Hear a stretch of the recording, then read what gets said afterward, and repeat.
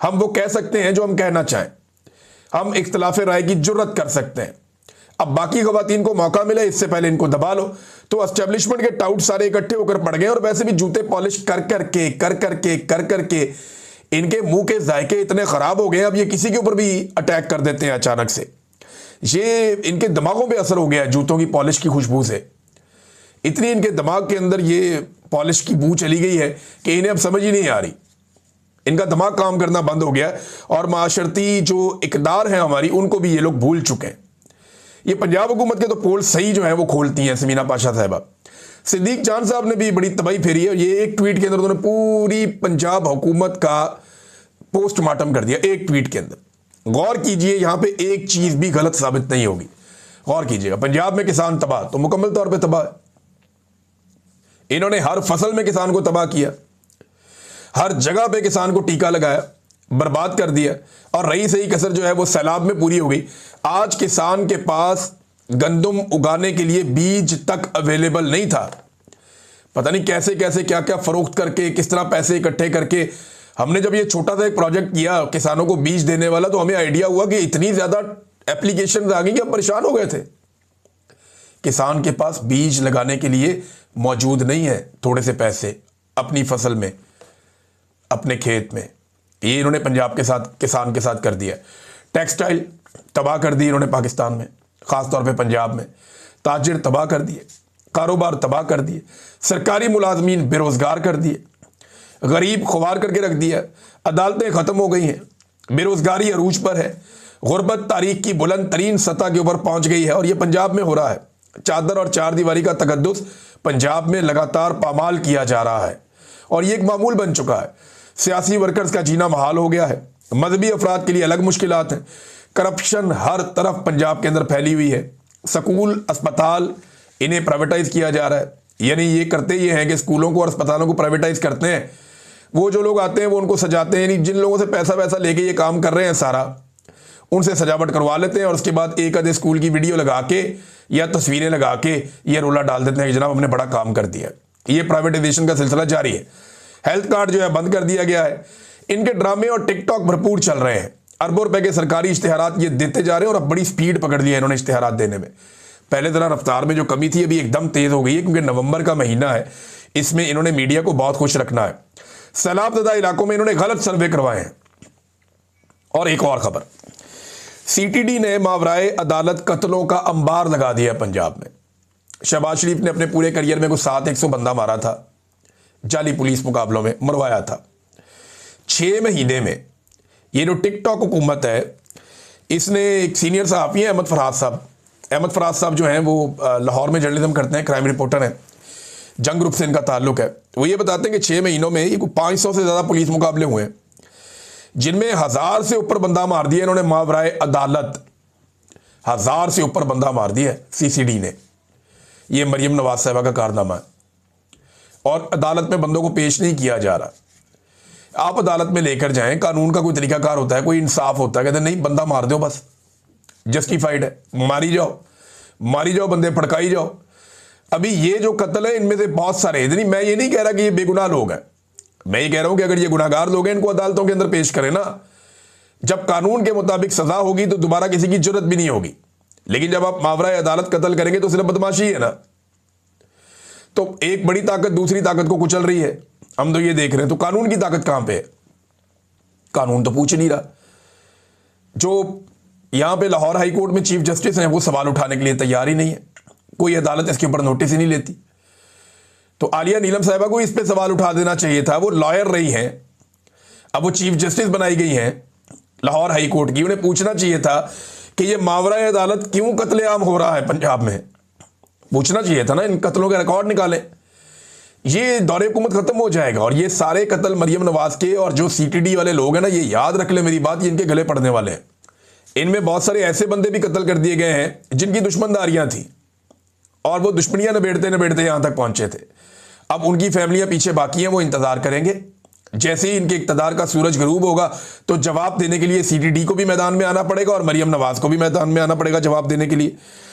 तो इस वक्त ये सूरत हाल है जनाब के कत्लों का एक अंबार लगा हुआ और ये अफसरान अब कत्ल करते करते इतने दीदा दिलेर हो गए कि इन्होंने भत्ते और तावान वसूल करना भी शुरू कर दिए हैं। इस हवाले से भी खबरें आ रही हैं। जब आप किसी को बहुत ताकत दे देते हैं ना, एब्सोल्यूट पावर, फिर उसके नतीजे निकलते हैं। नाज़रीन, आज पंजाब बार के इलेक्शन भी चल रहे हैं। अभी जब मैं वीडियो रिकॉर्ड कर रहा हूं तो हतमी मराहिल जारी हैं। कुछ देर में गिनती शुरू हो जाएगी और जब ये गिनती मुकम्मल होगी तो फिर हम आपको बताएंगे कि पंजाब बार के इलेक्शन में इमरान खान जीता या इमरान खान के मुखालिफिन जीते, क्योंकि दो ही फोर्सेज रह गई हैं पाकिस्तान में, या इमरान खान है या इमरान खान के मुखालिफिन है।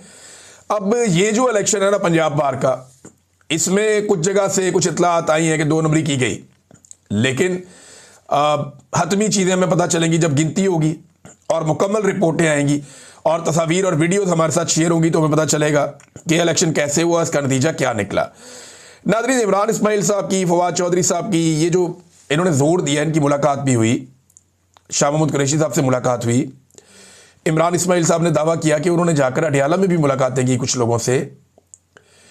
ये लोग कहते हैं कि टेम्परेचर को नीचे लाना चाहिए, एस्टेब्लिशमेंट के साथ और हुकूमत के साथ बातचीत करना ज़रूरी है। फवाद चौधरी कहते हैं उनकी वफाकी वज़रा से भी बातचीत हुई है, पॉलिटिकल पार्टियों से बातचीत करनी चाहिए और वो भी चाहते हैं कि बातचीत हो। तो 2-3 चीज़ें हमें ज़हन में रखनी पड़ेंगी कि इनके पास इख्तियार कितना है। इमरान खान साहब ने बार बार इनके साथ मुज़ाकरात किए। जब फवाद चौधरी साहब ये मुज़ाकराती टीम का हिस्सा थे 2022 में, तो मेरी फवाद चौधरी साहब से बात हुई थी। तो तब फवाद चौधरी साहब ने कहा था कि ये बदनीयत है और इनके इख्तियार में भी कुछ नहीं है। ये मुझे अच्छी तरह याद है, मैं चकवाल में था, मैंने फवाद चौधरी साहब को फ़ोन किया तो उन्होंने कहा यार इनके साथ मुज़ाकरात तो हम कर रहे हैं इलेक्शन के लिए, ना इनके बस में कुछ है और ना इनकी नीयत ठीक है, तो इन्होंने करना कुछ नहीं है, इनको जो ऑर्डर मिलना है इन्होंने वही करना है। शहबाज शरीफ या ये हुकूमत है, ये सारे मिलकर पाकिस्तान तहरीक-ए-इंसाफ के लोगों की इमरान खान साहब से मुलाकात तक नहीं करवा सकते। तो इनके साथ मुज़ाकरात करने से हासिल क्या होगा? ये बात तो ठीक है कि इनके साथ एंगेजमेंट करनी चाहिए, बैठना चाहिए, बातचीत करनी चाहिए, लेकिन वो अपनी पावर भी तो शो करें ना, वो बताएं कि उनकी हुकूमत है। नंबर 1 तो बात ये। नंबर 2, ये महीना बड़ा क्रूशल होता है, नवंबर का महीना। नवंबर के महीने में आर्मी चीफ की एक्सटेंशन का मामला लटका हुआ होता है, तो इस महीने में सबको एंगेज करना बहुत ज़रूरी होता है। तो फवाद चौधरी साहब को और इमरान इस्माइल साहब को पाकिस्तान तहरीक-ए-इंसाफ के लोग इस नज़र से भी देख रहे हैं कि शायद ये महीना क्योंकि ऐसा है और मामलात इस तरफ जा रहे हैं, तो शायद इसलिए अभी ये लोग मैदान में आए कि चलो थोड़ी सी एंगेजमेंट करवाई जाए इनके ज़रिए से। कुछ लोग ये इल्ज़ामात भी लगा रहे हैं कि इनकी मुलाकात जो है वो स्पॉन्सर्ड सी, खुद करवाई गई है। फिर जो ट्वीट इन्होंने किए वो एक जैसे थे, मिलते जुलते थे। अब कुछ चीज़ों के दावे जो हैं वो फवाद चौधरी साहब का एक ट्वीट मैं आपको पढ़ के सुनाता हूँ, उन्होंने क्या फरमाया। फवाद चौधरी साहब ये कहते हैं कि इमरान खान को अडियाला जेल में कहा कि आपकी जेल ने 40-50 मिलियन डॉलर की मईशत पैदा कर दी है। अब जो लोग आपकी कैद को रोज़ बेच रहे हैं और पैसे बना रहे हैं, ये आपको बाहर नहीं देखना चाहते। इमरान खान हंस पड़े और कहा कि सही कह रहे हो, मैं देखता हूं जब भी इमरान खान की रिहाई के लिए कोशिश होती है, ये तबका खारिजदा कुत्ते की तरह रद्द-ए-अमल देता है। फौज के इतने मुखालिफ हैं तो अफगानिस्तान चले जाएं, जंग का शौक पूरा कर लें। इमरान खान की रिहाई के लिए नून लीग, पीपल्स पार्टी और एस्टेब्लिशमेंट समेत तमाम पाकिस्तानी कुव्वतों से बातचीत करना ज़रूरी है और हम ये करेंगे। इमरान खान रिहा हों और अपने फैसले खुद करें। इमरान खान साहब बाहर आ जाएं तो फिर तो मसला ही हल हो जाता है ना। वो ज़्यादा बेहतर जानते होंगे उनकी पार्टी कैसे चलानी है, किसको आगे करना है, किसको पीछे करना है। लेकिन फवाद चौधरी साहब चले मान लें कि अगर नेक नीयत से भी काम कर रहे हैं, तो फिर भी इनके खिलाफ जो पीटीआई के लोग इनके खिलाफ हैं, उनका ये कहना है कि ये मुश्किल वक्त में इमरान खान को छोड़ गए थे।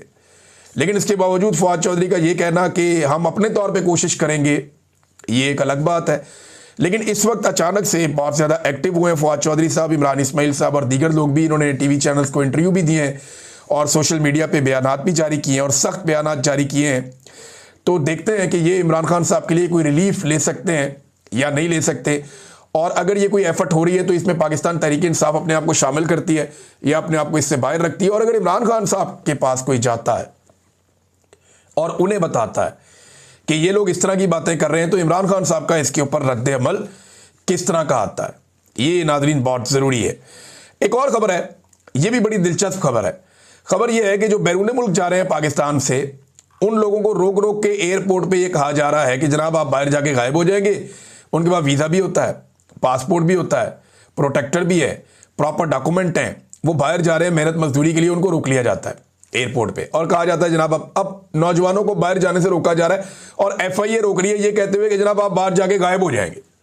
पाकिस्तान में बंदे गायब हो जाते हैं, पता नहीं चलता किधर गए, जबरी तौर पे गुमशुदा, ढूंढ ढूंढ के घर वाले थक जाते हैं। तो बाहर जाके बंदे गायब हो जाएंगे, ये क्या मतलब है? उनकी फैमिली से तो उनका राब्ता होता ही है।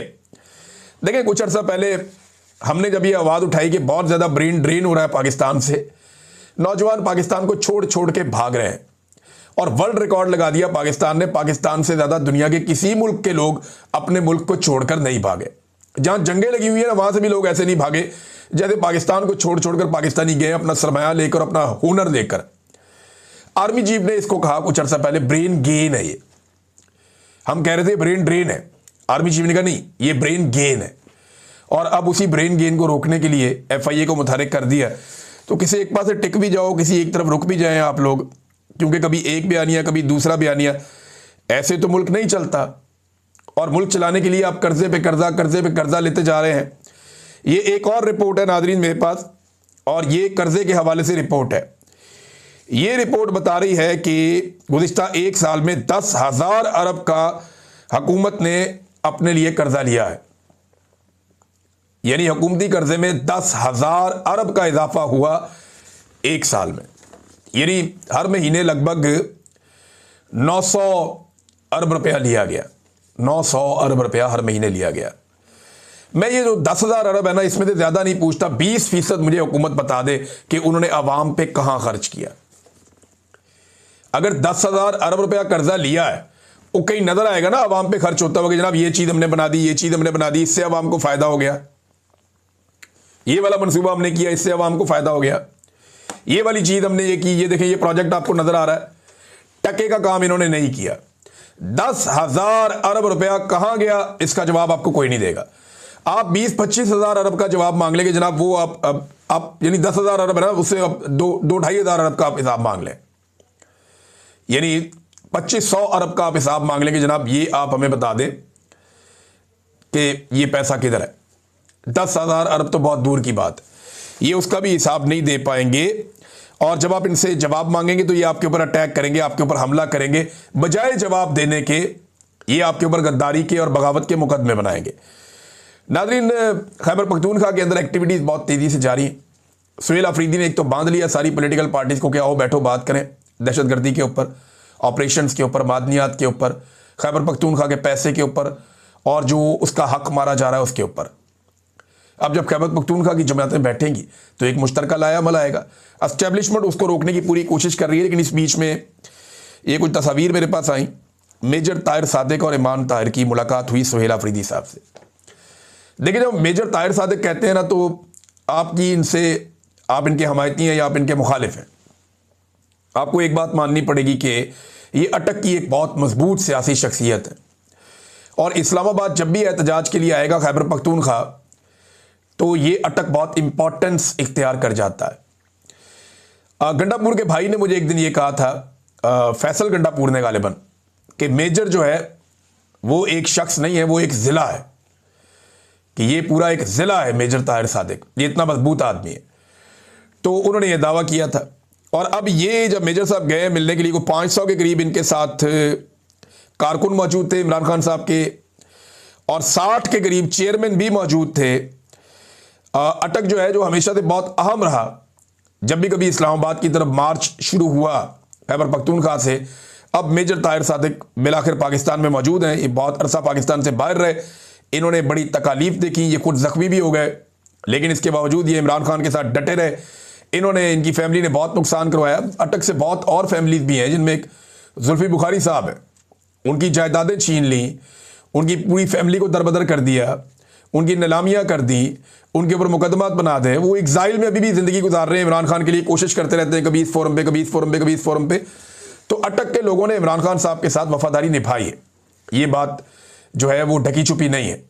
अब मेजर ताहिर सादिक साहब जो है वो ये इस एहतजाज में क्या रोल प्ले कर सकते हैं जो आने वाला है, इसका तायुन हो जाएगा आने वाले दिनों में, और चीज़ें आपके साथ आहिस्ता आहिस्ता सामने आना शुरू हो जाएंगी। एक नाज़रीन वीडियो वायरल हो गई है, और ये जो वीडियो वायरल हो गई है, ये इसराइल का एक वज़ीर है, ये उसकी वीडियो है। ये इसने खुद अपने अकाउंट से शेयर की वीडियो, और ये जो वज़ीर है इसका नाम है बिन गवेर। ये बड़ा सख्त गिर किस्म का आदमी है, दाएं बाजू का इसराइल का बंदा है, और इसने एक वीडियो पैगाम जारी किया जिसमें इंसानी हकूक की धज्जियां इसने उड़ाई हैं और एक मकरू चेहरा दिखाया अपना। अब यहाँ पे बहुत सारे लोग हैं जो ज़मीन पे लेटे हुए हैं, उनके हाथ पीछे बंधे हुए हैं और उन्हें ज़मीन पर उल्टा लटाया हुआ है। वहाँ खड़े होकर वो ये कह रहा है कि इनको सजाए मौत दी जाए, ये फ़लस्तीनी है और ये हमें कत्ल करने के लिए आए थे और इनको जल्द अज जल्द सजाए मौत दी जाए, ऐसा ना किया गया तो फिर मैं मुखालफत करूँगा नेतन्याहू की।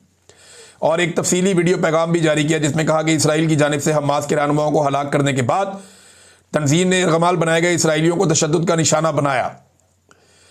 इसराइली वजीर बिन गवीर ने फ़लस्तीनी कैदियों पर सख्त पाबंदियों और जेलों में खौफ की फ़िज़ा पैदा करने को अपनी कामयाबी करार देते हुए कहा कि मैं जेलों में इनकलाब पर फ़ख्र करता हूँ। अब वो तफरीही कैंप नहीं बल्कि खौफ की जगह बन चुकी है। वहाँ कैदियों के चेहरों पर मुस्कुराहटें मिटा दी गई हैं। यानी वो ये कह रहे हैं कि बहुत सख्त पॉलिसियाँ रखी गई हैं, जेलों को हमने अजाब बना के रख दिया कैदियों के लिए। तो ये इंसानी हकूक़ की धज्जियाँ उड़ा के उसका बाकायदा ऐलान भी किया जा रहा है और हम ये होता हुआ देख रहे हैं। अब इसी इसराइल की हिफाजत के लिए मुस्लिम फ़ौजों के दस्ते जाएंगे कि जनाब एक बफर जोन कायम हो जाए और फ़लस्तीनियों की जो मज़ामत है इसराइलियों के ख़िलाफ़ वो ख़त्म हो जाए। इन्हीं की ख्वाहिश पे जा रही है ना फ़ौज। फ़लस्तीनियों ने तो ऐसा कोई आइडिया नहीं दिया था, वो तो बेचारे मजबूर लोग हैं, उनकी बात ही कोई नहीं सुनता। एक और चीज़ नाज़रीन, ये खबर ज़रा आप देखिएगा, बड़ी इंपॉर्टेंट खबर है, बहुत ही ज़्यादा। पाकिस्तान ने अमेरिका और भारत के 10 साला दिफाई मुआहदे का नोटिस ले लिया।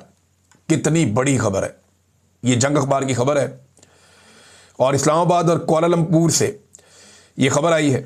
अमेरिकी वज़ीर दिफा ने जुम्मे को तस्दीक की कि वाशिंगटन ने भारत के साथ 10 साला दिफाई फ्रेमवर्क मुआहदे पर दस्तखत कर दिए हैं। अमेरिकी वज़ीर दिफा के मुताबिक ये मुआहदा दोनों ममालिक की अफवाज के लिए मुस्तकबिल में गहरे और बामानी ताउन की राह हमवार करेगा। मुआहदे से दोनों ममालिक के दरमियान ताउन, मालूमात के तबादले और टेक्नोलॉजी के इश्तराक में इजाफा होगा।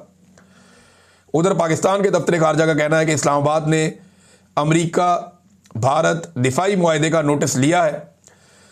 तर्जुमान ताहिर इंदराबी ने कहा कि खित्ते पर अमेरिका भारतीय दिफाई मुआहदे के असरात का पाकिस्तान जायज़ा ले रहा है। मुसल्लह अफवाज भारतीय फ़ौजी मशकों पर नज़र रखे हुए हैं। भारत की किसी भी मुहिम जोई का भरपूर जवाब दिया जाएगा। भाई अमेरिका ने भारत के साथ मुआहदा किया, पाकिस्तान ने नोटिस ले लिया। सबसे बड़ी खबर तो पाकिस्तान का नोटिस है। क्या इस नोटिस के बाद पाकिस्तान डोनाल्ड ट्रंप को जो नॉमिनेट किया पाकिस्तान ने अमन के नोबेल इनाम के लिए, क्या अपनी नॉमिनेशन वापस ले लेगा? क्या पाकिस्तान अपने उस मौक़िफ़ से पीछे हट जाएगा? मुझे नहीं लगता, क्योंकि जब तक इमरान खान जेल में, पाकिस्तान की एस्टेब्लिशमेंट और पाकिस्तान की हुकूमत ये हर दरवाजे पे, हर दहलीज पर सजदा करेंगे इमरान खान से बचने के लिए। अब तक के लिए इतना ही। अपना ख्याल रखिएगा, अपने इस चैनल का भी। अल्लाह हाफ़िज़।